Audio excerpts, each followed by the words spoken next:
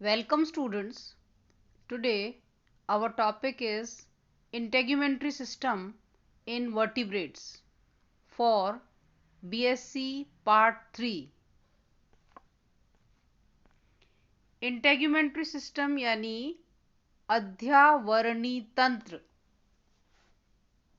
तो जो वर्टिब्रेट्स हैं या कशेरुकी जंतु हैं उनकी देह पर यह सबसे बाह्यतम स्तर जिसको स्किन या त्वचा भी कहते हैं।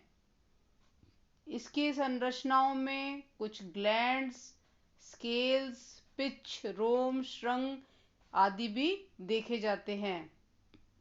ये मुख्यतया रक्षात्मक प्रोटेक्टिव होती है और संवेदी सेंसरी आवरण के रूप में होती है। कशेरुकी जंतुओं में ये दो उपस्तरों में विभक्त होती है। पहला अधिचर्म या एपिडर्मिस, दूसरा चर्म या डर्मिस या क्यूटिस। अगर हम एक एक को देखें तो सबसे पहले एपिडर्मिस। ये जो एपिडर्मिस है ये कॉलमनर सेल्स स्तंभी कोशिकाओं की अनेक लेयर्स से बनती है। स्ट्रेटिफाइड लेयर है ये और इसमें इंटरसेल्युलर ब्रिजेस द्वारा ये अत्यंत कसकर जुड़ी रहती है। इस प्रकार से ये एक दृढ़ बंधन बनाते हुए एनिमल की रक्षा करती है। इसमें स्ट्रेटम मैल्फिजी लेयर या स्ट्रेटम जर्मिनेटिवम सबसे नीचे की लेयर होती है और ये लेयर लगातार इसमें सेल डिवीजन होता है, विभाजन होता है और नई उपकला कोशिकाओं को जन्म देती रहती है। तो जो बाहर की लेयर है वो चपटी और इसका जो प्रोटोप्लाज्म है वो कभी कभी हॉर्नी हो जाता है, श्रृंगीय हो जाता है। तो यह क्रिया जो है इसको किरेटिनाइजेशन कहते हैं। तो मेल्फिजन लेयर की जो सेल्स हैं उनको भोजन कहाँ से मिलता है? उनके नीचे पाए जाने वाली डर्मिस से। डर्मिस पदार्थ द्वारा इनको भोजन देते हैं। तो जो श्रृंगीय स्तर है यानी स्ट्रेटम कॉर्नियम ये थोड़े कम समय तक ये एक्टिव बनी रहती है, उसके बाद ये देह से अलग हो जाती है। तो कभी कभी आपने देखा भी होगा कि कुछ कॉर्डेट्स में ये टुकड़ों में अलग होती है और कुछ में एक साथ अलग हो जाती है, जैसे सांप में कंचुकी का उतरना। ये जो लेयर है ये टेम्परेचर, टाइम, अंतराल, वातावरणीय अन्य कारकों जैसे मौसम द्वारा प्रभावित होती है। तो जो पानी में रहने वाले जीव हैं उनकी एपिडर्मिस में श्लेष्म ग्रंथियां, म्यूकस लेयर पाई जाती है। तो वो उनको लसलसा होने के कारण जो उनकी शिकार से उनकी रक्षा करती है। तो जो संपूर्ण एपिडर्मिस है उसके नीचे एक बेसमेंट मेम्ब्रेन पाई जाती है। तो ये जो एपिडर्मिस है वो बेसमेंट मेम्ब्रेन पर टिकी रहती है। दूसरी लेयर है डर्मिस जिसको कोरियम भी कहते हैं। ये एपिडर्मिस के नीचे होती है और ये चिकनी पेशी तंतु, लचीले कोलेजन फाइबर्स, ब्लड, लसिका वाहिनियां, नर्वस सिस्टम इन सब के इंटरमिंगल्ड से बनी हुई होती है और स्पॉन्जी लेयर होती है। ठीक है, इसको दो भागों में बांटा गया है। नंबर 1 शीथिल स्तर या स्ट्रेटम स्पॉन्जियोसम, दूसरी सघन स्तर या स्ट्रेटम कॉम्पैक्टम। तो जो बाहर का स्तर है वो डेंस होता है और इसमें अनेक रचनाएं पाई जाती हैं जैसे रोम पुट्टिका, शल्क, अस्थिल प्लेट्स, ग्रंथियां। और इसमें जो क्रोमेटोफोर्स पाए जाते हैं इसमें, और ये जो क्रोमेटोफोर्स हैं जंतुओं में ये वर्णक का प्रभाव उत्पन्न करते हैं।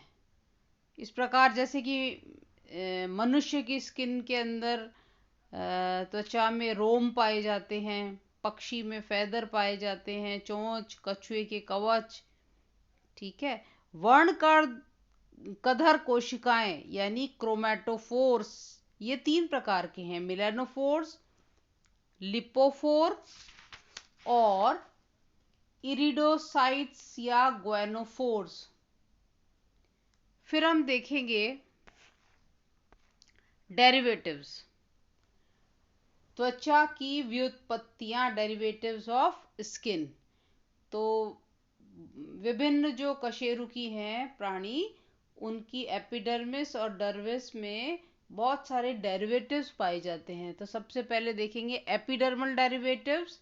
एपिडर्मल में सॉफ्ट काइंड्स ऑफ, कोमल प्रकार की व्युत्पत्तियां, एक कोशिकीय ग्रंथि, यूनिसेलुलर ग्लैंड्स, और जैसे म्यूकस ग्लैंड्स है, गॉबलेट सेल्स है, और कुछ में प्रोटीन, म्यूसिन या जल का मिश्रण होता है। और ये क्या करती हैं, फिर शरीर को रोगाणुओं से रक्षा करती हैं।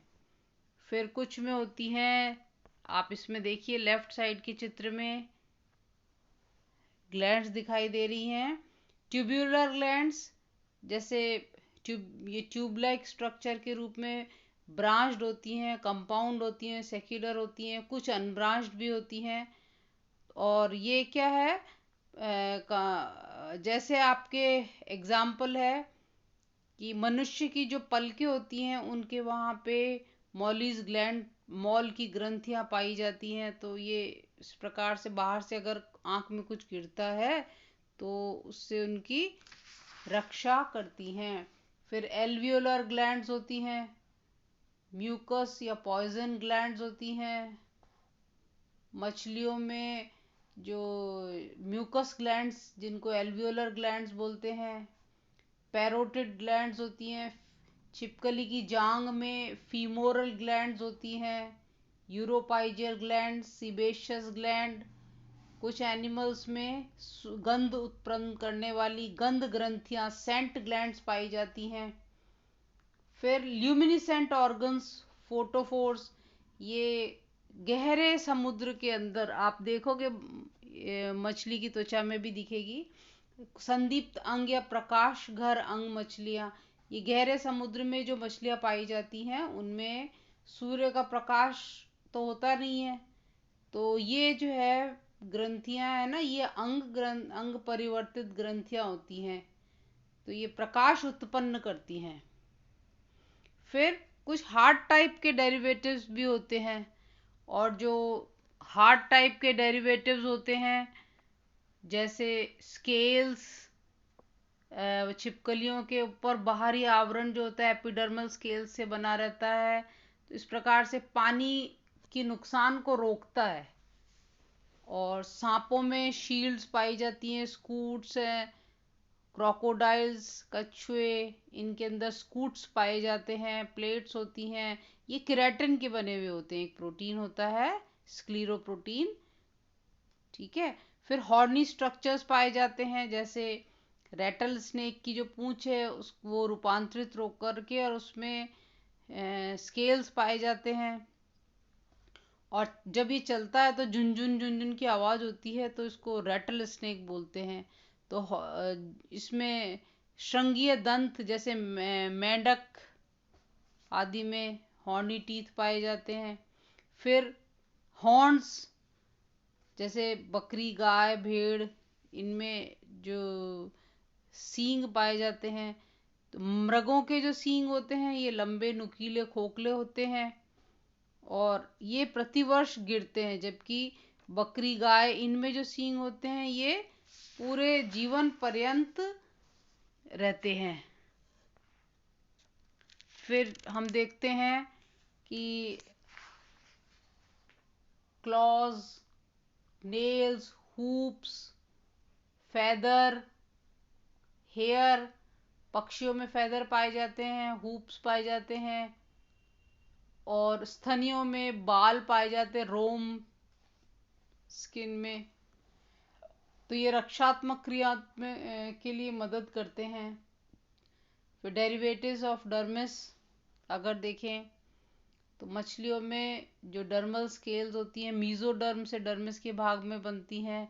एपिडर्मिस की देह से जब अलग हो जाने से त्वचा बाहर का जो स्तर है ना, तब ये निकलते हैं। तो 5 प्रकार के होते हैं, कॉस्मॉइड होते हैं, प्लेकॉइड होते हैं, गेनॉइड होते हैं, साइक्लॉइड होते हैं और टीनॉइड प्रकार के होते हैं।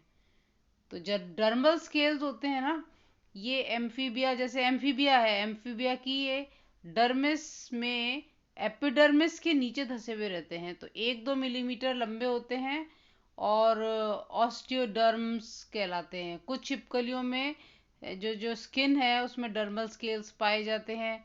क्रोकोडाइल, एलिगेटर की त्वचा में अनेक अंडाकार अस्थिल प्लेट्स पाए जाते हैं। कछुए की त्वचा में श्रृंगीय एपिडर्मल प्रशल्क पाए जाते हैं। ठीक है, धड़ भाग में ये कैरापेस बनाते हैं और चपटा होकर के इसको प्लेस्ट्रॉम बनाते हैं।